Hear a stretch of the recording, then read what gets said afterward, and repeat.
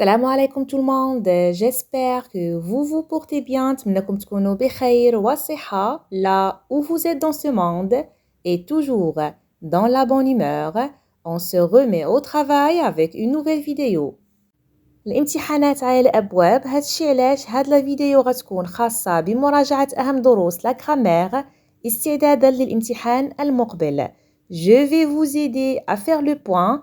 غنشوفوا des exercices sur les types de phrases, les formes de phrases, affirmatives et négatives, actives et passives.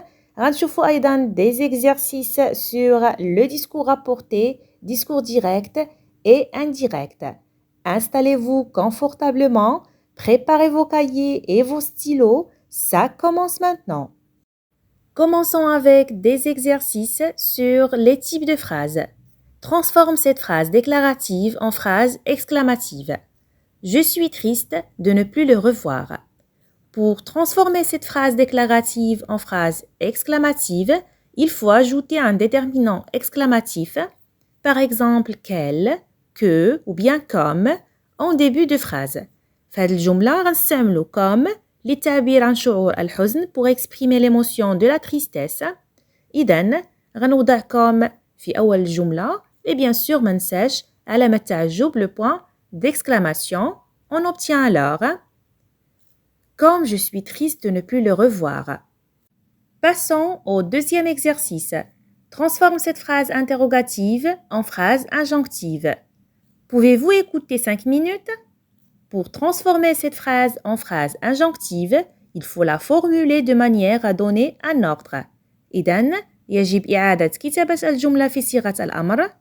هنا غنستعمل la structure impérative. كنعرفوا une phrase impérative جملة الأمر تتميز بغياب الفاعل l'absence du sujet. إذن نبدأ الجملة ديالي بلو verbe écouter à l'impératif. On obtient alors écouter 5 minutes. Et bien sûr, ما ننساش le point d'exclamation في آخر الجملة. Le troisième exercice transforme cette phrase déclarative en phrase interrogative. Elle venait nous voir chaque dimanche. Pour transformer cette phrase déclarative en phrase interrogative, عندي 3 ديال الطرق. La première façon, c'est l'intonation montante.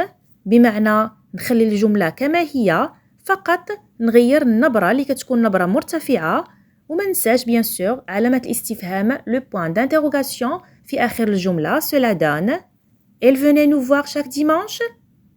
La deuxième façon, l'inversion du sujet بمعنى بعد تحديد الفعل والفاعل في الجملة كل واحد منهم كياخذ المكان ديال الآخر. Dans cette phrase, elle est le sujet, venez est le verbe. Cela donne Venait-elle nous voir chaque dimanche? Et bien sûr, ما نساوش le trait d'union entre le verbe et le sujet. Et la troisième façon, c'est l'ajout de est-ce que en début de phrase. إضافة est-ce que في أول الجملة. Cela donne Est-ce qu'elle venait nous voir chaque dimanche? Effectuons à présent des exercices sur les formes de phrases et commençons avec la forme affirmative et la forme négative. Transforme les phrases affirmatives en phrases négatives. La première phrase Comme d'habitude, je suis arrivé en retard. Donc, أول حاجة خاصنا نديرو تحديد الفعل. في هذه الجملة le verbe suis arrivé. Il est conjugué à un temps composé, donc je vais encadrer seulement l'auxiliaire être, suis, نوضع ne devant et pas après. Cela donne Comme d'habitude, je ne suis pas arrivé en retard. La deuxième phrase Ce héros peut tout faire. Peut est le verbe. في هذه الجملة ما غنستعملوش ne pas. علاش؟ لأن la négation porte sur tout. Je vais donc encadrer le verbe avec ne, rien. Je place ne devant le verbe et rien après. Cela donne Ce héros ne peut rien faire. La neige a fondu partout. La négation porte sur partout. Donc je vais encadrer le verbe avec ne nulle part. Normalement, il est qu'on dit le verbe a un temps composé, a fondu. J'encadre l'auxiliaire, mais avec ne nulle part. Je place ne devant l'auxiliaire et nulle part après le participe passé. Cela donne La neige n'a fondu nulle part. La dernière phrase, c'est la place et l'heure pour discuter ce problème. Dans cette phrase, on dit « et », donc la négation porte sur deux éléments, la place et l'heure. Rastemel, ne, ni. Cela donne « ce n'est ni la place ni l'heure pour discuter ce problème ». D'abord, on va des exercices sur la voix active et la voix passive. Précise si la phrase est active ou passive. Commençons avec la première phrase. Dans le village, 2 enfants ont été poursuivis par un gros chien.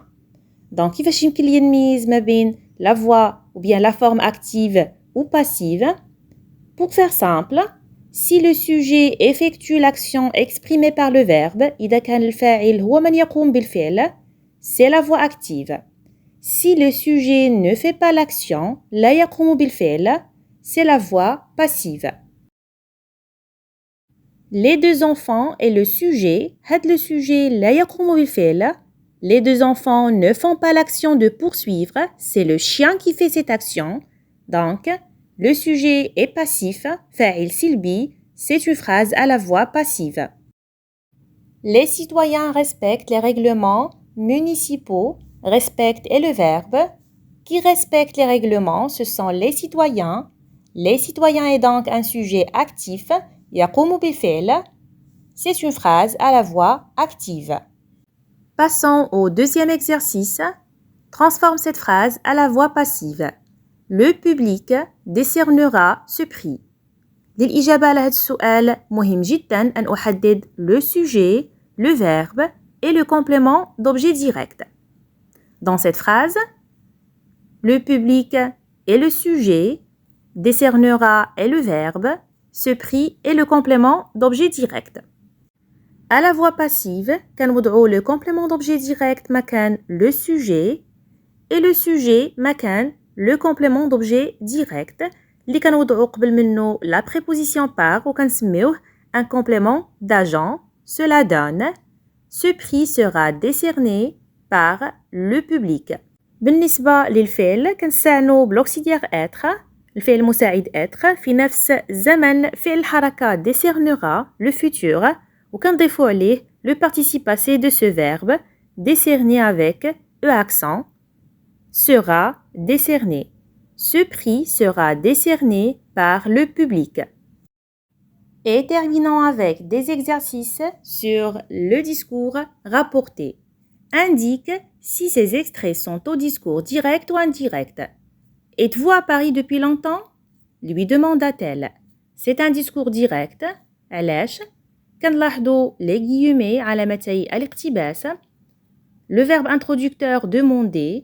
وأيضا عندنا l'intonation interrogative qui marque l'oralité.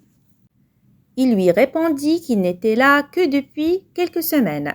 C'est un discours indirect. علاش؟ كنلاحظوا حذف علامتي الاقتباس. L'absence des guillemets. أيضا l'ajout de la conjonction que. إضافة la conjonction que اللي وضعناها بعد le verbe introducteur répondit لتحديد بداية الكلام المنقول. Pas de marque d'oralité. L'emploi de la troisième personne du singulier il et aussi l'emploi de l'imparfait était.